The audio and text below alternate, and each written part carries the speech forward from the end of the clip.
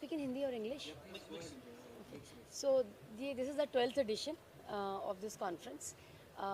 इस साल हमारे पास 2200 लोग आए हैं. 12 to 2200 people have registered to come, and 25 countries से लोग आए हैं. 25 countries including India, and about 800 companies से people are representing. So इसमें entire जो value chain होता है अपना packaging का, the entire value chain. It starts from raw material, Reliance, IOCL, जो दाना बनाते हैं companies. From to that to the converters, जो converters होते हैं जो उस दाने को convert करते हैं, जैसे Supreme Industries, नीलकमल, ये सब लोग दाने को packaging में convert करते हैं. And then of course the machinery makers, machine तो लगती है, that is the main element. The brand owners जैसे जितने भी हमारा आपके FMCG कंपनीज़ हैं, फार्मास्यूटिकल कंपनीज़ हैं, आपके हाइजीन की कंपनीज़ हैं, फूड कंपनीज़ हैं, जो पैकेजिंग यूज़ करते हैं, all of them are present here. आपने देखा कीनोट में बिस्लेरी के CEO हैं, रिलायंस रिटेल के CEO हैं, Godrej, mister Godrej himself, mister Nadir Godrej himself. So वो सब लोग मतलब दे टेल द ऑडियंस कि वो पैकेजिंग को कैसे देखते हैं, बिकॉज हर चीज़ में पैकेजिंग है. आप मतलब बिना पैकेजिंग के कुछ, there is nothing that is without packaging. चाहे आपका फूड का मटेरियल है, चाहे आपका हेल्थ केयर है, चाहे आपका मेडिसिन हैं, आपकी package, anything to maintain the quality of the material as well as hygienic packaging लगता है. सो आई थिंक ये वर्ल्ड का सबसे लार्जेस्ट समिट है. इतना बड़ा समिट कहीं दुनिया में नहीं होता है. And I think we are proud कि India is hosting a summit for 25 countries. एक साथ इतनी बड़ी गैदरिंग, लोगों को कलेक्ट करना, इंस्पायर करना, लोगों को मैसेज देना, नई कंपनियों को भी इनवाइट करना, कैसे आप मैनेज करते हैं सब चीज़ें? बैक टू बैक इवेंट भी आप लोग इतने नहीं हैं हमारे बैक, इतने नहीं हैं हमारे. एक्चुअली 3 होते हैं एनुअल, सालों से चले आ रहे हैं. I think this is the 12th edition. एक हमारा ये 12th एडिशन है. एक रिजिट का होता है, वो 11वां एडिशन था हमारा. एक विनाइल इंडिया है, वो दुनिया का तीनों दुनिया के सबसे बड़े कॉन्फ्रेंसेस हैं. सो हम और ज़्यादा ऐड नहीं करते, क्योंकि एक साल में 3 ही करते हैं, क्योंकि ये वर्ल्ड के लार्जेस्ट हैं और बेस्ट हैं. सो हम इसी को मेंटेन करना चाहते हैं. हम इतने ज़्यादा ना करें कि फिर थिन आउट हो जाता है, वो भी नहीं रहता है. लोग वेट भी नहीं करते कि अरे इनका तो हर तीसरे दिन आ जाता है, वैसा नहीं करते. हमारी कॉन्फ्रेंस के लिए जितने आपको वर्ल्ड लीडर्स मिलेंगे, सबके कैलेंडर पहले से ब्लॉक्ड होते हैं कि एलीट प्लस की कॉन्फ्रेंस में इंडिया जाना है. तो वो उनके कैलेंडर में आपको दुनिया भर में मिलेंगे, आपको कहीं किसी से भी पूछिए आप, क्योंकि साल प्रति साल we have been able to add value. आपने देखा होगा, हम आपके मतलब पहली बार ही आप लोग के पास आए, पीछे हम कभी मीडिया में गए ही नहीं. सो वो वर्ड ऑफ माउथ होता है ना, लोगों को साल में over the years people have come to know कि ये कॉन्फ्रेंस के अंदर आपको कंटेंट बहुत अच्छा मिलता है. आपको सारे वर्ल्ड लीडर्स आके बताते हैं कि आगे क्या करना चाहिए, आप अपने बिजनेस में कौन सी चीज़ें जो हैं उनको आप बढ़ोतरी दें, किस चीज़ से आपका बिजनेस बढ़ेगा, what are the trends, what are the environmental challenges. जैसे आजकल आपने देखा है, ट्रम्प साहब हर दूसरे दिन कोई ना कोई लगा देते हैं, कोई इंडिया के ऊपर, किसी के ऊपर. जो हमारे ये XRB आए थे, मिस्टर सान्याल, उन्होंने पूरा एक्सप्लेन किया कि इंडिया को इस सिचुएशन में, जहाँ पर रशिया है, USA है, चाइना का भी, मोदी साहब चाइना से मिलके आए हैं, जिनपिंग से, हमारी इंडस्ट्री को कैसा उसका इम्पैक्ट होगा. क्योंकि हमारे इतने लोग, जो 2200 लोग हैं, उसके अंदर सब फैमिली ओन्ड बिजनेसेस हैं.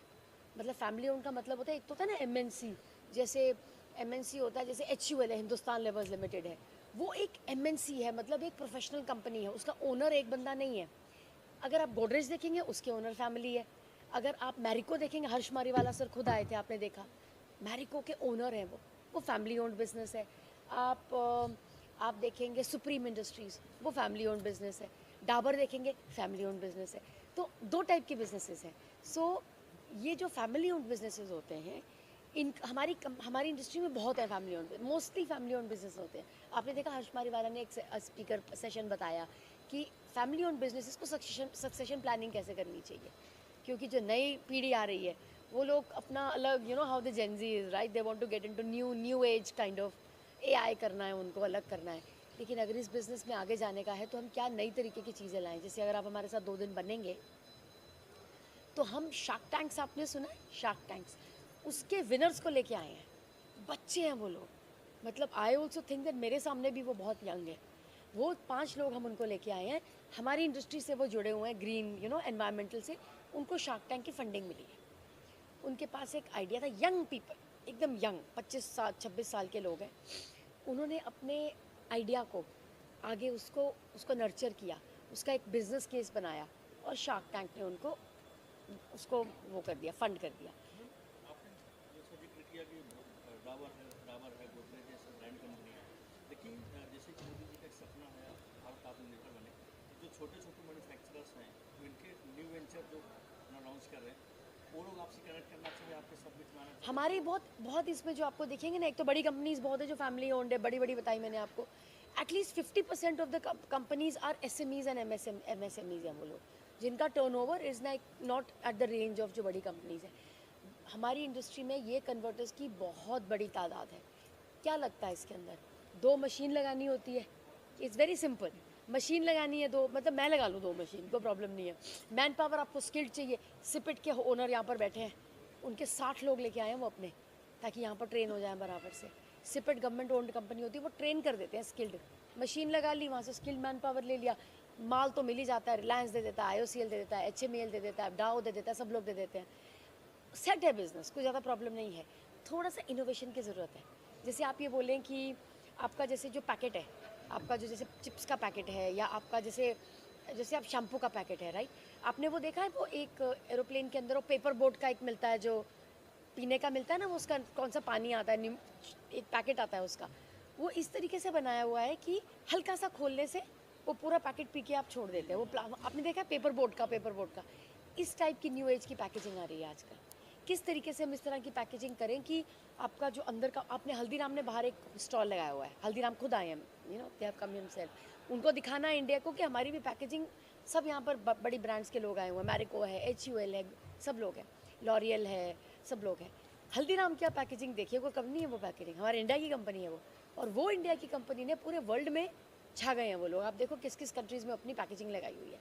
कल आ रहे हैं अमूल के CEO मिस्टर मेहता आ रहे हैं, राइट? आपने अमूल सुना है, राइट? अमूल ने, हमारा अमूल कितना पुराना कंपनी है, अहमदाबाद अपना गुजरात का, राइट? आनंद का, राइट? एक कोऑपरेटिव है वो। अमूल ने आज की दुनिया में कनाडा, अमेरिका, यूरोप, वहाँ जाके धावा बोल दिया है। तो मतलब इसको बोलते हैं, कल की प्रेजेंटेशन आपको टाइम मिले तो आप सुनिएगा।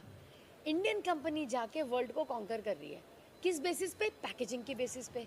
क्योंकि वो मिल्क है, वो ख़राब हो जाता है, उसका बटर मिलता है, जो भी मिलता है वो ख़राब हो जाता है ना, उसको उसी टाइम में कंज्यूम करना होता है। पैकेजिंग के हेल्प से उन लोगों ने उसकी लॉन्जिविटी कर दी है कि उसका कंट्रोल भी रहे उसकी क्वालिटी के ऊपर, और वो बाहर जाके बेच रहे हैं, आप यूरोप में जाके बेच रहे हैं। मतलब हम, उसका जो टॉपिक है वो है कि इंडिया रूलिंग द वर्ल्ड, वो अमूल का टॉपिक है। सो मतलब मैंने आपको पहले भी बोला था कि हम बिल्कुल सही टाइम पे हैं। जैसे मिस्टर सान्याल ने बताया, इंडिया का ही टाइम है अभी, दिस इज़ इंडियाज़ टाइम। और हमारी जो इंडस्ट्री है उसका जो ग्रोथ है वो इंडिया की GDP से ग्रोथ से ज़्यादा है, बहुत बड़ा मतलब हिस्सा है हमारा। 8% है, हमारी ग्रोथ 10% पे जाती है। बिकॉज हर चीज़ में पैकेजिंग चाहिए, कोई भी चीज़ आप देख लो उसमें पैकेजिंग चाहिए, चाहे वो प्लास्टिक की पैकेजिंग है, चाहे पेपर की पैकेजिंग है, किस मर्जी की पैकेजिंग है। पैकेजिंग के बिना आप हाथ नहीं लगाओगे, बाहर कोई बेच रहा, आप नहीं हाथ लगाओगे। अगर वो पैकेट में बराबर से सील्ड हो, आपको लगेगा कि आपके हेल्थ। कोविड के बाद तो पैकेजिंग का कितना फ़ायदा हो गया। आपने देखा कोविड में क्या हुआ था, मोदी साहब ने, मैं कंपनीज़ का नाम जानती हूँ क्योंकि आपने, हमारा एक, बाद में कभी बताऊँगी आपको जब अलग सीज़न होगा, लंबा जाएगा।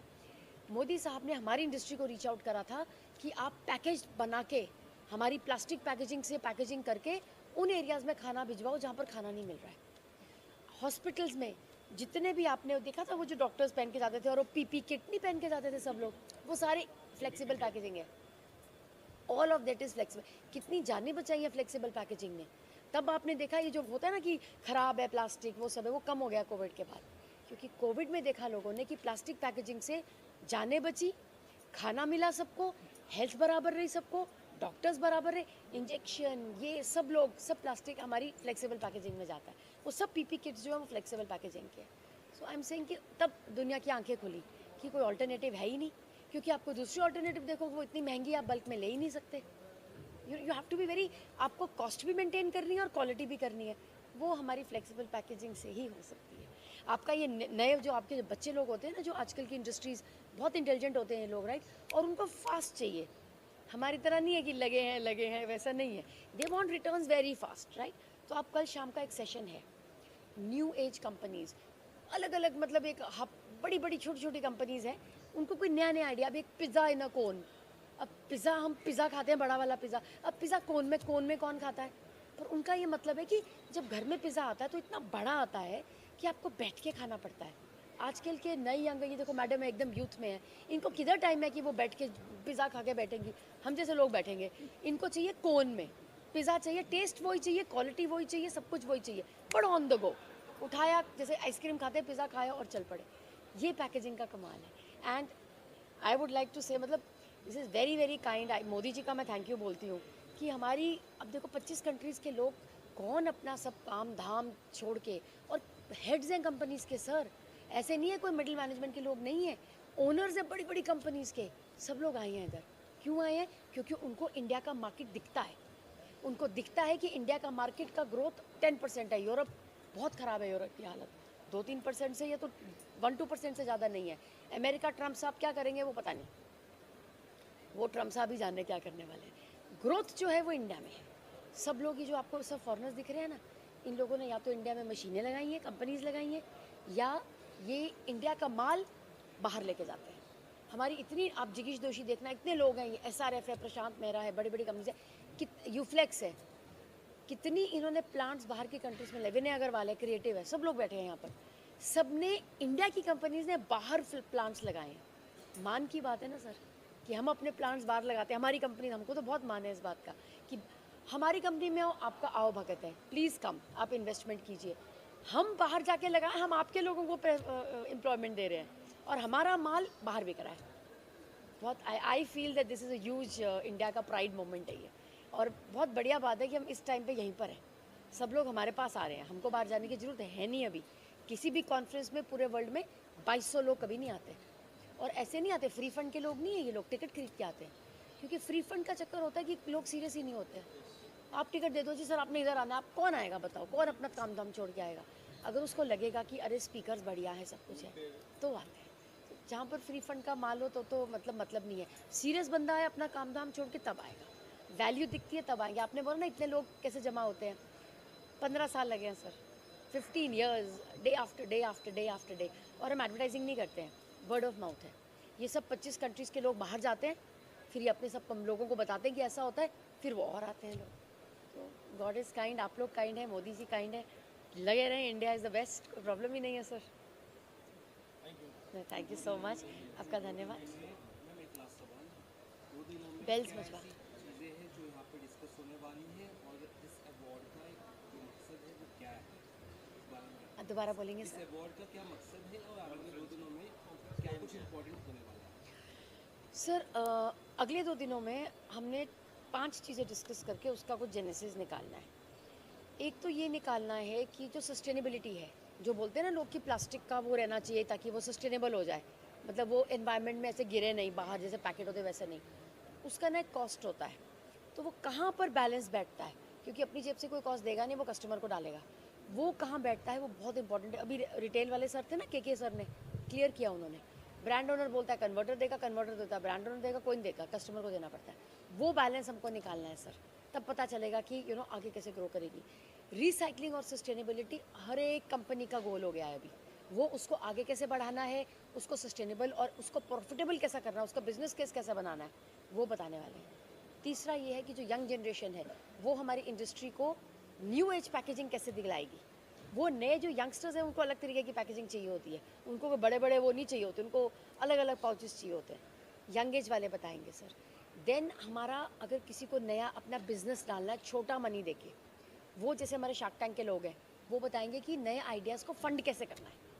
वो फंड वाले लोग भी हैं, शार्क टैंक वाले लोग भी हैं, उससे आपको आइडिया को आपका मार्केट में कैसे लेके जा सकते हो, इससे बहुत लोगों को फ़ायदा होगा सर।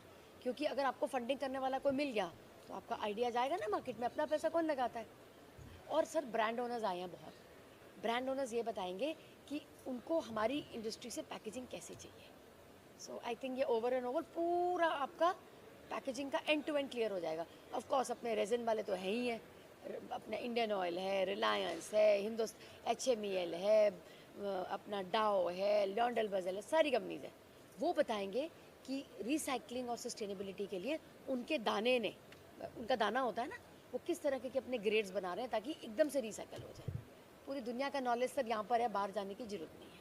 पूरा दुनिया इकट्ठी है, इसको बोलते हैं ले लो दुनिया मुट्ठी में। धीरूभाई मानी बोलते थे ना पहले, वो कर लो दुनिया मुट्ठी में। वो 501 का जो स्कीम चलता था वो वाला है, रिलायंस मोबाइल, वो CDMA वाला जो होता था। सही है सर, आपने भी यूज़ किया हुआ है, बिल्कुल सही है। Thank you sir, thank you so join us back in the conference area. We're all set to begin our plenary session, and we did get some time to grab